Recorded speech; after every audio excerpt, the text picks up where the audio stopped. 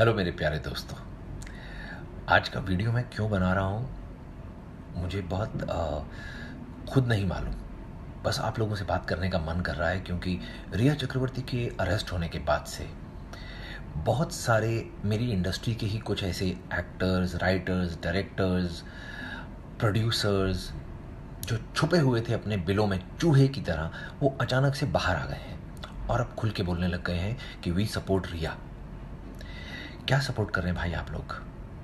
उस लड़की को सपोर्ट कर रहे हैं जिसका सिलसिलेवार तरीके से मैं अब आपको ब्यौरा देने जा रहा हूँ। वो कहती है कि ये लड़का सुशांत जिसकी डेथ हुई, ये मेरा बॉयफ्रेंड था, मैं इसके साथ में लिव इन में थी, इसको प्यार करती थी, प्यार करने की सज़ा मिली मुझे। ये 8 तारीख को उसका घर छोड़ कर गई थी, जून की 2020 की। और जब गई थी तो सारी फ़ोटोज़ उसकी अपने इंस्टाग्राम से डिलीट कर दी, उसका नंबर ब्लॉक कर दिया। कहाँ का प्यार है भाई साहब ये? और फिर उसके बाद में, उसकी डेथ के बाद महीने भर बाद जब पब्लिक ने हल्ला मचाना शुरू कर दिया तो उसने पैंतरा बदल लिया। उसने तुरंत अमित शाह जी को एक ट्वीट कर दिया कि सर, मैं हाथ जोड़ के विनती करती हूँ कि मेरे प्रेमी, मेरे दिवंगत प्रेमी सुशांत सिंह राजपूत की सुसाइड का खुलासा कीजिए, पता लगाइए कि क्यों हुआ है। पता करने के लिए पब्लिक किससे पूछेगी या पुलिस किससे पूछेगी? रिया चक्रवर्ती से।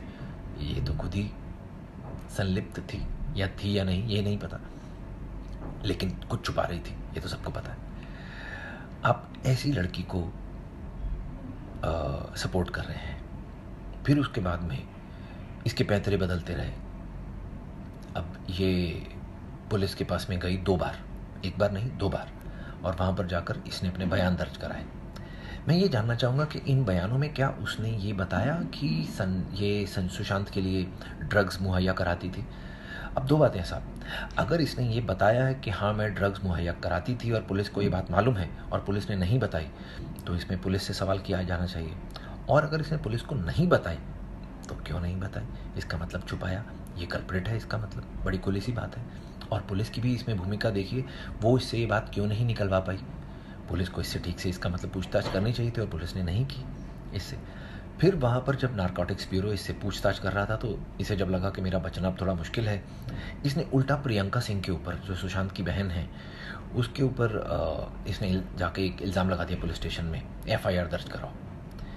कितनी बचकानी, कितनी ओछी हरकतें करेगी ये लड़की। लेकिन मुझे आप लोगों पे, जो आप लोग, वो लोग जो इसे सपोर्ट कर रहे हैं, मैं आप लोगों के ऊपर सोचता हूँ, भाई कहाँ है आप लोगों का ज़मीर, दिमाग? कुछ तो अकल कर लो आप लोग। Why the hell are you guys doing this? आप लोगों को क्या बिल्कुल समझ में नहीं आ रहा है? मैं समझता हूँ कई लोगों को थोड़ा सा जुदा बात करने का शौक़ होता है, कई लोगों को थोड़ा सा डिफरेंट साउंड करने का शौक़ होता है। ऐसे होते हैं कई लोग कि पब्लिक से हट के बात करेंगे, हम तो कुछ अलग ही दिखेंगे। भाई ये इस समय अलग दिखने की ज़रूरत नहीं है, इस समय हट के बात करने की ज़रूरत नहीं है, इस समय इंसाफ की बात करने की ज़रूरत है। मैं नहीं कह रहा कि रिया चक्रवर्ती ने उसे मारा है, लेकिन रिया चक्रवर्ती ने जो भी किया है वो बहुत खुले में दिख रहा है। मैंने तो नहीं कहा, नारकोटिक्स ब्यूरो कह रहा है। तो आप लोग प्लीज़ थोड़ा सा रिस्पॉन्सिबली बिहेव कीजिए। और हमारी फिल्म इंडस्ट्री के लोग तो चलो ठीक है, कुछ तो फिल्म इंडस्ट्री के हैं भी नहीं। एक वो सुपरस्टार की बेटी है, वो भी आज तक चुप थी, वो अचानक से आ जाके बोलने लग गई है। दूसरी बात, कंगना रनौत की बात भी कर लेते हैं। कंगना रनौत का मैं बहुत बहुत बड़ा वाला फ़ैन हूँ। उसकी कई फिल्में देखी हैं, बहुत कमाल की एक्ट्रेस है, इंडिया की टॉप 5 में आज तक की गिनूंगा मैं उसे। खैर मैं यहाँ कंगना की एक्टिंग की बात नहीं करूँगा। कंगना रनौत बहुत बेबाकी से बात करती है, कई बार शायद ज़रूरत से ज़्यादा बोल जाती है, लेकिन साहब ऐसा भी कुछ नहीं बोलती है कि आप उसे सूली पर चढ़ा दें। थोड़ी सी ऊंच नीच बात कर जाती है, लेकिन उतनी तो सब लोग कर जाते हैं। बड़े बड़े नेता लोग को मैंने सुना है, बड़े बड़े अभिनेताओं को सुना है। अब कंगना रनौत के साथ में जो कुछ भी हो रहा है, उसे टारगेट किया जा रहा है या जो भी किया जा रहा है, मैं सिर्फ एक बात कहूँगा कि मैं एक आदमी है जिनका बहुत बहुत बहुत ज़्यादा सम्मान करता हूँ, वो है स्वर्गीय श्री बाला साहब ठाकरे। उन्होंने शिवसेना का फाउंडर थे वो। अब साहब, बाला साहब वो आदमी हैं जैसे छत्रपति शिवाजी महाराज या तानाजी मालुसरे जैसे योद्धा या बाजीराव पेशवा जी, ये हमारे ऐतिहासिक योद्धा हैं और बाला साहब ठाकरे जी हैं हमारे मॉडर्न टाइम के योद्धा, ये उसी कड़ी के ही व्यक्ति हैं, ये उनसे कोई कम नहीं है। और यहाँ मैं क्लियर कर दूँ कि महाराष्ट्र को अगर ये लगता है कि बाला साहब उनके हैं सिर्फ, तो नहीं साहब, वो पूरे भारत के हैं। पूरे भारत के लोग उनके नाम पे गर्व करते हैं। मुझे याद है एक टाइम पाकिस्तान की टीम यहाँ आने वाली होती थी, तो उन लोगों को ना तो इंडियन गवर्नमेंट से कोई वो होता था, ना उनको इंडियन पुलिस से या इंडियन आर्मी से कुछ होता था। सब के सब बाला साहब से डरते थे और हम इस चीज़ पे चौड़े होते थे। तो साहब बाला साहब ठाकरे पूरे भारत का गौरव है। महाराष्ट्र का तो है ही ऑफ कोर्स, लेकिन पूरे भारत का गौरव है। ये युग पुरुष है। जो युग पुरुष होता है वो किसी प्रदेश का या किसी प्रांत का नहीं होता, पूरे भारत का होता है। हम सब भारतीय उन पे गर्व करते हैं, आज भी करते हैं। और उन्होंने जो पार्टी बनाई उसका नाम रखा शिवसेना। शिव जी ने तो हमेशा महिलाओं का सम्मान करना भी दिखाया, हमारे को सिखाया, और बाला साहब भी बहुत सम्मान करते थे। बाला साहब वो आदमी थे जिन्होंने पार्टी पॉलिटिक्स में भी कभी बिलीव नहीं किया। एक दूसरी पार्टी का, जो रूलिंग पार्टी थी उस ज़माने में इंडिया में, उनका बहुत बड़ा एमपी था, उनका बेटा जेल में था। बाला साहब से किसी ने रिक्वेस्ट की, एक और फिल्म स्टार ने जाके, कि भाई हमारी मदद कीजिए, ये लड़के को जेल से बाहर निकालिए, इसके साथ गलत हो रहा है। बाला साहब ने ये भी नहीं सोचा कि ये मेरी पार्टी का नहीं है या जो भी है, कुछ भी है, बाला साहब ने मदद की। He was a strong man, he was a very very powerful man, he was वो दबंग थे। सही मायने में जो वर्ड होता है ना, दबंग, वो बाला साहब थे। बाला साहब बहुत कुछ थे, लेकिन बाला साहब में एक चीज़ नहीं थी, बाला साहब अनफेयर नहीं थे। वो बहुत ही फेयर आदमी थे, बहुत ही न्यायप्रिय, इंसाफ पसंद आदमी थे। इसीलिए तो उन्होंने उस दूसरी पार्टी के जो पॉलिटिकल लीडर थे उनके बेटे की मदद की ना। आज जो भी हो रहा है वो बाला साहब होने नहीं देते। मैं ये बोलता हूँ कि किसी स्त्री का सम्मान करना शिवसेना का, किसी भी शिव सैनिक का परम कर्तव्य है।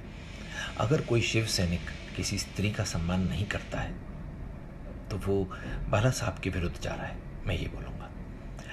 और कंगना ने कभी भी मुंबई के खिलाफ कुछ नहीं बोला, मुंबई के वातावरण के खिलाफ बोला। उसने बोला कि मुझे यहाँ पर, और वो वातावरण बनाने में हम ही लोग तो जिम्मेदार होते हैं, हम जैसे लोग ही तो बनाते हैं। पार्टीज़ बनाती हैं, यहाँ की अथॉरिटीज़ बनाती हैं। मुंबई तो खूबसूरत जगह है साहब, मेरे को तो पूरी दुनिया में मुंबई से अच्छा कुछ लगता ही नहीं है। कहीं भी चले जाओ वापस मुंबई आने का मन करता है। तो मैं ये आप सबसे अपील करता हूँ, जो भी इसको देखेंगे, कि प्लीज़ हमें किसी का भी, चाहे वो रिया चक्रवर्ती भी हो, हमें किसी का भी सम्मान छीनने का हक नहीं है। किसी ने गलती की है तो वो बाहर आ जाएगी, लेकिन प्लीज़ किसी के साथ अभद्र भाषा में बात ना करें हम लोग, तो बहुत अच्छा होगा। और जो लोग बहुत बड़े बड़े नेता हैं, जो बहुत बड़े बड़े अभिनेता हैं, वो लोग इस समय everybody is looking towards them, सब लोग उनसे इंस्पिरेशन लेने के लिए उनकी ओर देख रहे हैं।